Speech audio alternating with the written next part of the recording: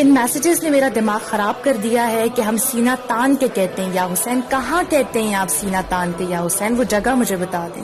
D P آپ کا یا حسین کا نہیں ہے، ویڈیوز آپ نہیں لگا رہے، سٹوریز آپ کی نہیں لگی ہوئی، اسٹیٹس آپ کے نہیں لگے ہوئے کربلا سے ریلیٹڈ، اور آپ کہہ رہے ہیں ہم سینہ تان کے کہتے ہیں. جائے ذرا 4 رشتہ داروں کے درمیان آج کھڑے ہوں اور نعرہ لگائیں یا حسین. آپ کبھی نہیں لگائیں گے. آپ کی ٹانگیں کانپ جائیں گی کہ آپ کے رشتہ دار آپ کو شیعہ نہ کہتے ہیں. آپ ڈر کے مارے کوئی سٹوری اسٹیٹس نہیں ڈالتے کہ آپ کے ساتھ کے لوگ آپ کو شیعہ نہ سمجھ لیں.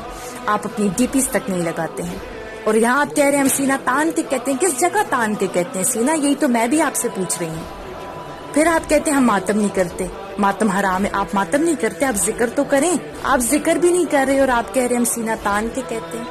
کس کو بے وقوف بنا رہے ہیں؟ خود کو، زمانے کو. جن کا آپ کہہ رہے ہیں جو ماتم کر کے سینہ پیٹ کے کہتے ہیں، وہ تو دنیا کے سامنے سینے پیٹ رہے ہیں. وہ تو چھپ کے کہیں پر بھی نہیں بیٹھے.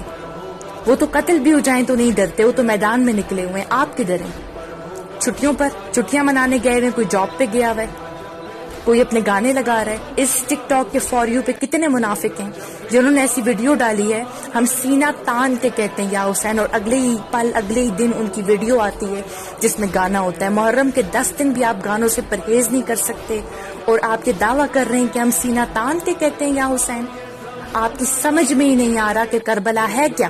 فلسطین کے لیے آپ منافقوں کی طرح اس طرح بیہیو کرتے ہیں کہ جیسے آپ کی جان نکل گئی ہے، اور ان شہیدوں کے پیچھے آپ کی روح تڑپ گئی ہے، اور کربلا کے لیے کچھ نہیں.